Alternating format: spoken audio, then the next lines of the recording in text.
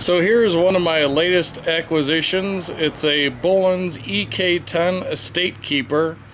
It has a Wisconsin TRA-10D 10 horsepower engine on it. Rear engine, rear wheel drive. I just purchased this last Saturday. I made a trip down to State College, Pennsylvania to pick it up, along with another parts tractor and a bunch of attachments and some other things. You can see some of the attachments over there. In the back corner, I've got a 32-inch snowcaster there for it and a plow blade for it. Those over there, that's the snowcaster, 38-inch snowcaster for my 850 tube frame tractor, along with the plow blade for it as well, which I put in the storage over here since it's not wintertime anymore and we don't need it. But in any event, I'm going to try to see if I can get this tractor going here with a minimal amount of work. The guy said that the engine was rebuilt on it about 10 years ago. It should be in good shape, ready to go. I went around and greased all the grease fittings and all the bearings I can find on it. So one of the things I noticed is that the battery is dead on it. So I'm gonna need to jump the battery on it to try to crank it over, and there's also no gas in it. I'm gonna have to put some gas in it, check and make sure that the fuel shut off is on, so get some fuel to it, and then we can go from there and see if we can get this bad boy started. Don't exactly know how long it's been sitting. Looks in actually pretty decent shape. You know, maybe it'd been sitting in his garage unused for a couple of years. I mean, there's no gas in it, so he drained the gas out of it, or at least ran all the gas out of it. So let's get to it.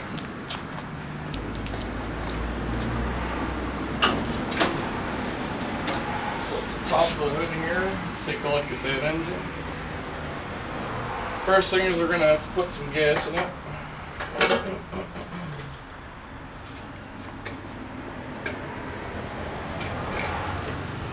This is good, fresh 93 octane gas here with some Startron fuel added in it.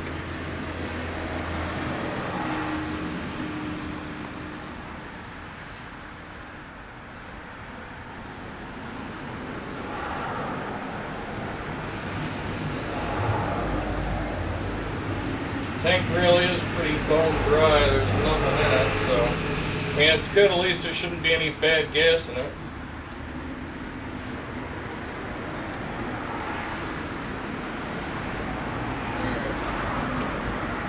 That should be enough to get it started at least. We'll put more gas in it if it decides it wants to run.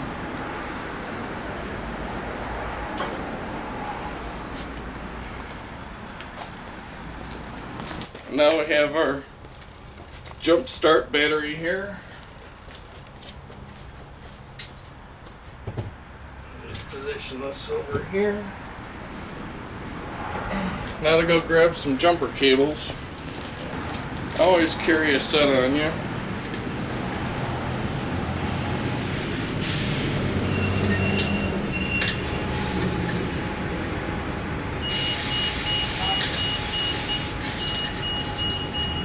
So let's set this bad boy up and see what we can do here.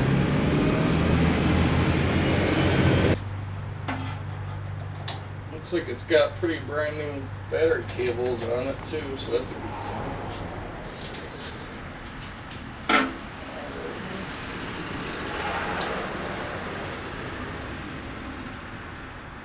Alright, we got the jumper set up, so let's make sure it's in neutral here. And let's see if you can crank over a little.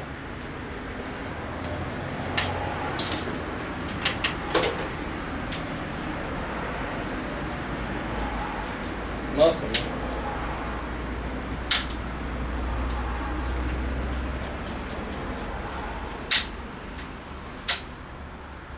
There's a little switch here. I don't know what that's for.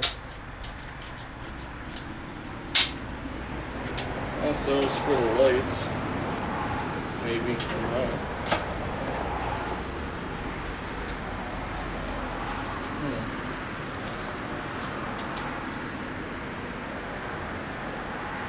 Let's see if we can find out what the problem is.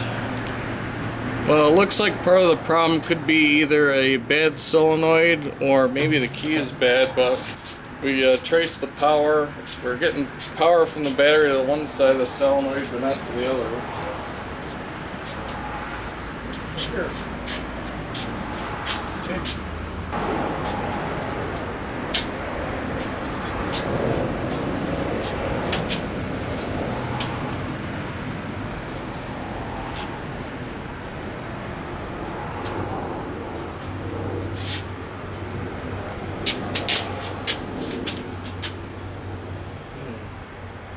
Well, I got spark. I don't think I saw the starter turn well.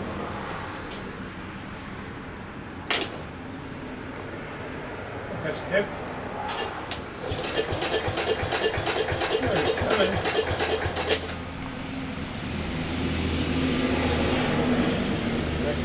Spark. Well, yeah, because starters draw a lot of power. Yeah. So now you discovered that your solenoid is no good. Yeah, everything else seems to work. You got gas into it, you get her started. Well, I probably need to push the clutch down to get the spin over a little faster. Isn't no problem. No. Get the engine running though, that's the main thing. Yeah. You want me to hold it down? Yeah, let's see if it till still. It's going to spark a little bit. Little. Yeah, well, it's working though, it's turning. The starter's turning. Well, it's like welding the Yeah, maybe the wire to the yeah, it's got a heavier connector. piece of wire maybe. Hold it down? Yeah. Okay. Shut.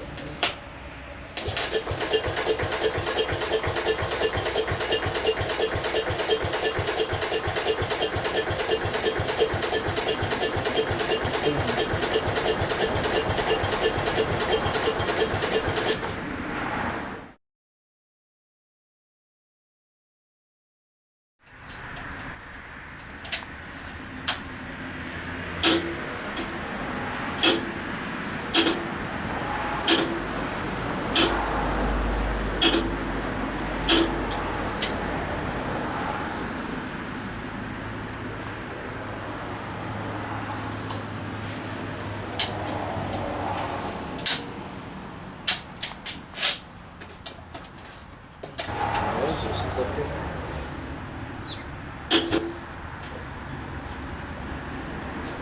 What's this off? Let's go to PTO to that mower deck. Off the motor deck. Gear shifts over here first.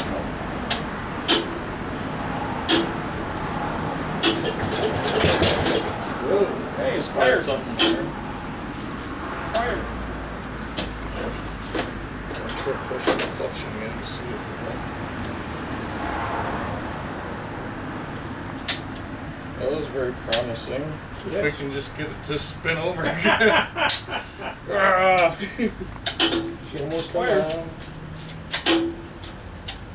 Now you want to start. But yeah, I'm leaning away from bad solenoid to bad switch now. Well, she fired a few times, so that means you got spark I guess, and hopefully. gas. Just been sitting for a while, no gas in it. Probably took it a little bit It'll to. take a little bit to wind it up a little bit. That matters a little bit.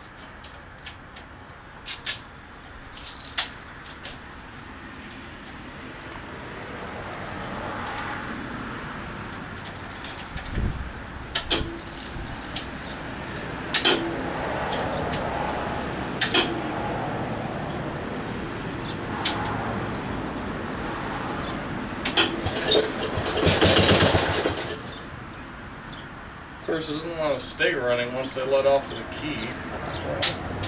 Maybe he's got the wrong switch in it or something. Because as soon as I let off of it, even if it starts going a little bit, it instantly pops out.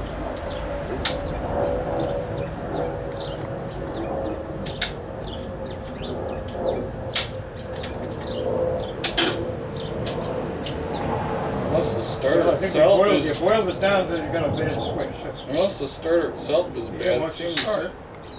odd the way it like sometimes bites and then it just dies again. See,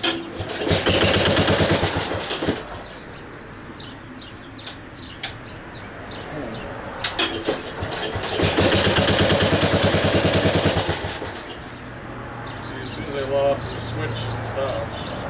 Could be cutting the coil off or something. Right. Evidently, it's the starter switch.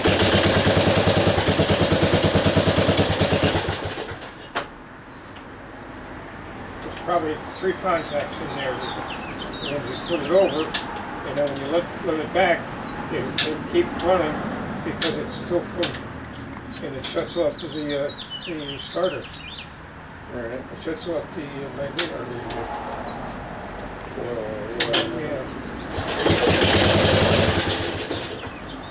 Well, we know it runs. Sort of. Well, It runs very intermittently. that's the beginning. I just need to get another switch on it, I guess.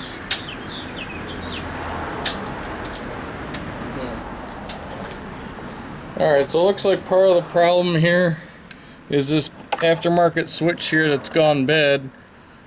It's not exactly a Bolens switch there, and as you can sort of see there, it wiggles around an awful lot, and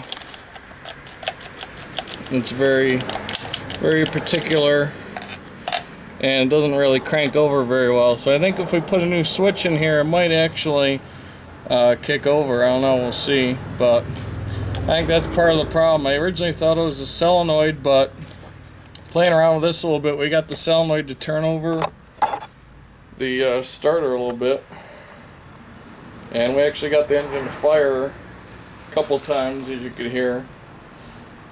So I don't think it's the solenoid that's bad, but the other thing is, I think with the bad aftermarket switch, the way it's wired in, when you're not cranking the engine, as soon as you let off of it, it won't run. It's cutting off power to the coil, so I think that's part of the problem with it. But if we can get that set, maybe we can get it going. But we took the deck off so I can get access under here to the wiring for it, so hopefully we can wire in a new switch for it under there. Then we can get our Estate Keeper going. So hopefully we're all set here. We got a new set of ignition switch here. I was saving this as a new old stock Bolens switch.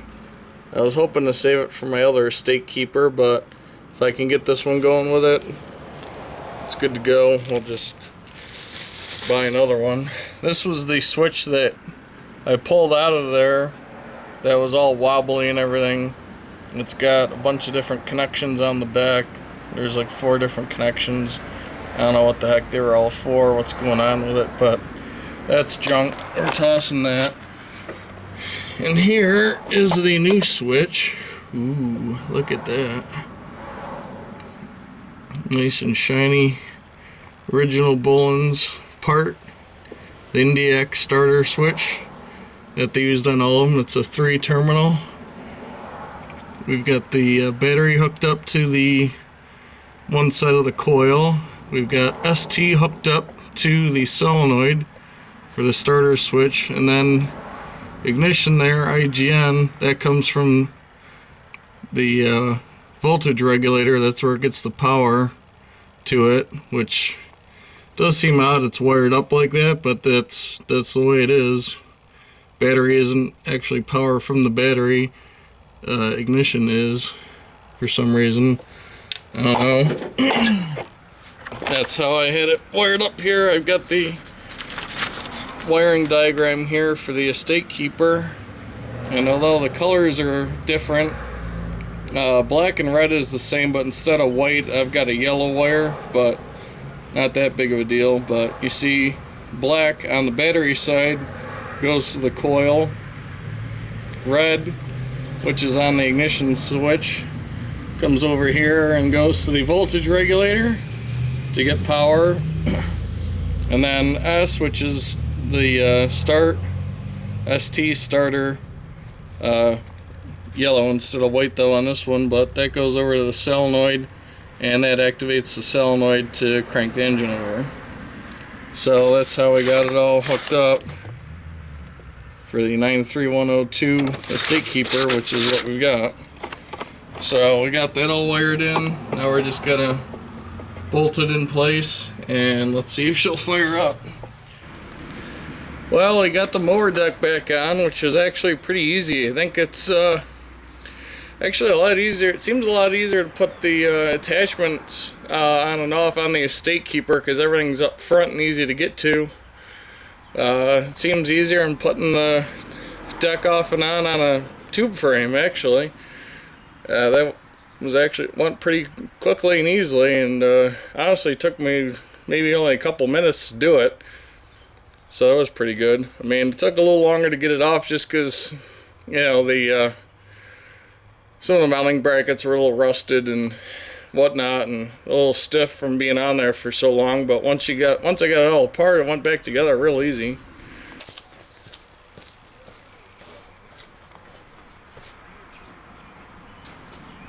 So I'll just unplug this battery charger here for now. If it was working at all, at least, you know, maybe we can hook the battery charger back up to it once we, you know, let it charge overnight, see if it'll have a fully charged working battery in the morning. But I'll hook these guys up for now.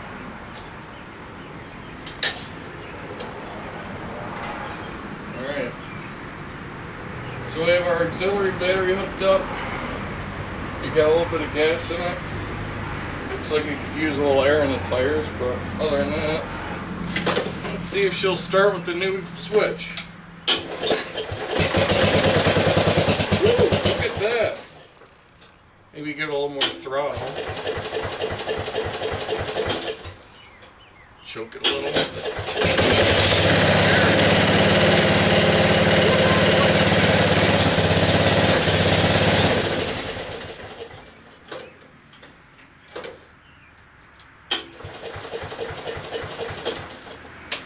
Well, it was running.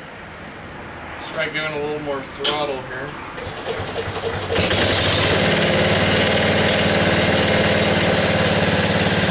Woohoo! Yeah, maybe we got one.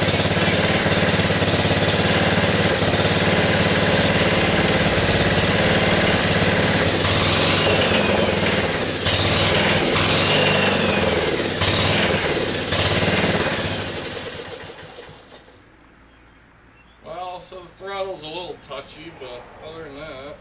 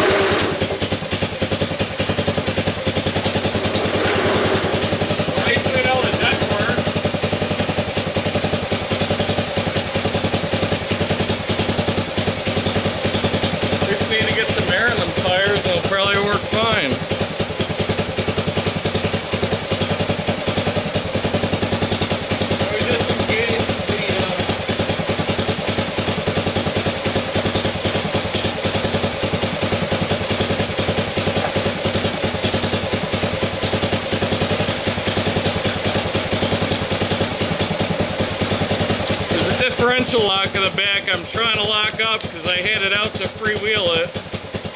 It's being a little sticky, but let's see if we can actually get it to move.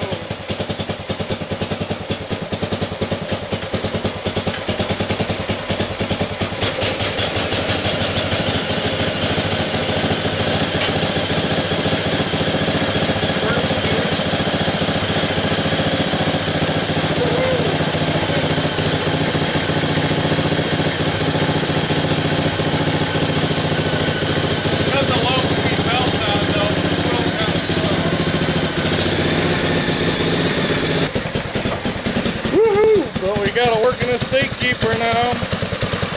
With the rear weight too. So we're just gonna fill up the tires with some air there and see how it runs. Doesn't idle too bad. I mean, it's a little on the rich side.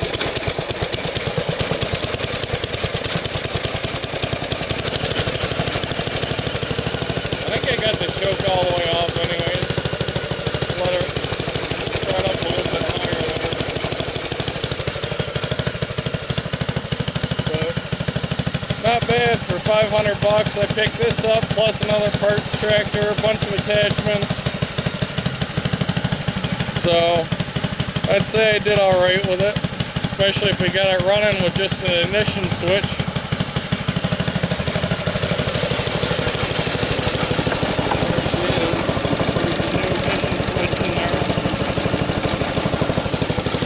Look, it even has the ultra super rare center steering wheel center cap. Ooh, that thing's worth like a couple $1 million right there. They're so rare. Oh yeah. Actually, you want to see something really cool? Check out how I'm going to inflate the tires on my estate keeper. Check this trick out.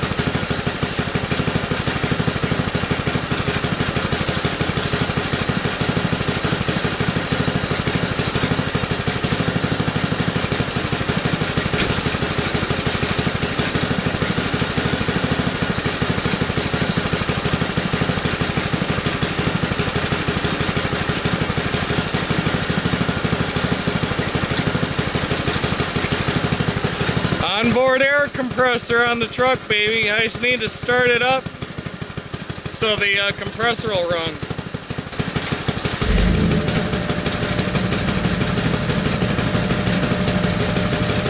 You can kind of hear the compressor kicking in a little bit once I started it. Now I can air up the tires. Pretty nifty, huh? I'm all starting to drift.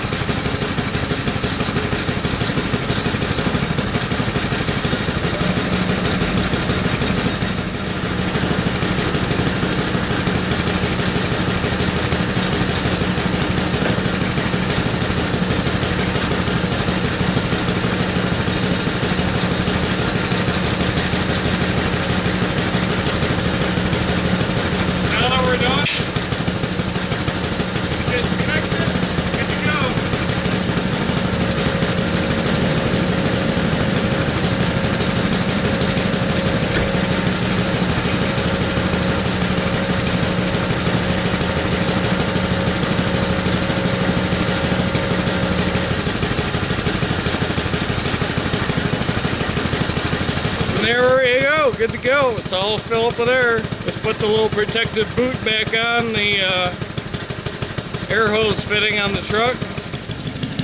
Alright, let's try taking her for a little test mow in this little patch of yard over here real quick and see how she runs.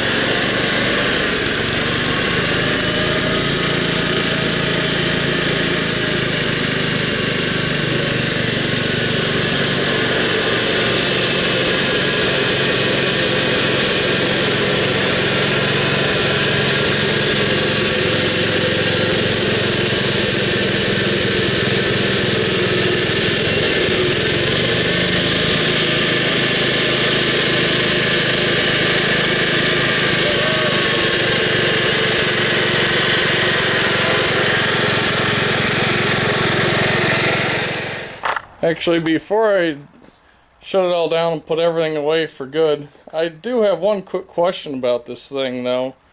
I noticed the same problem on the EK-7 that I got.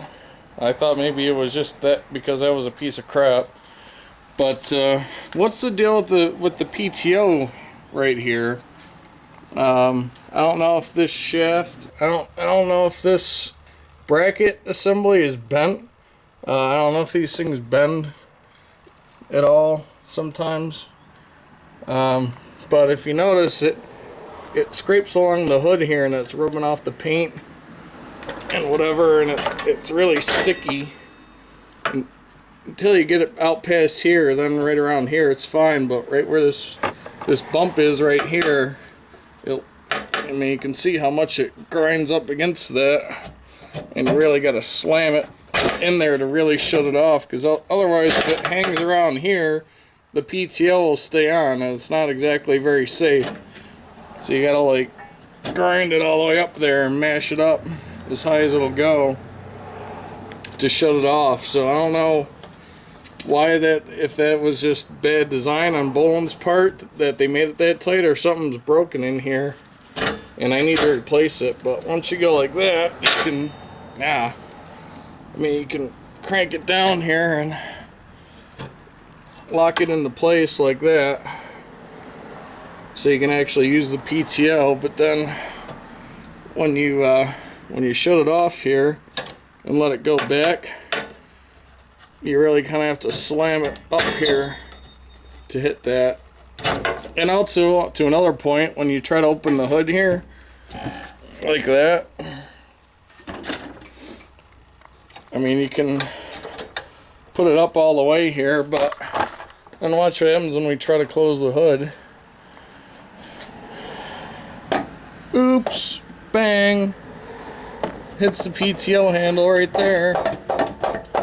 So you gotta like mess around with that, disengage it so the hood will latch, and then wrestle it back into place. So it just seems like a bad design, or like something's not right with it. So if anybody can help me out with that, point me in the right direction on how to get that fixed up, I'd be very appreciative of that. But otherwise, it seems like it runs pretty good. But I'm just so happy that I actually got a working estate keeper finally, and I didn't have to do much to it in order to get it going. I just had to put a switch in it, so all good to go.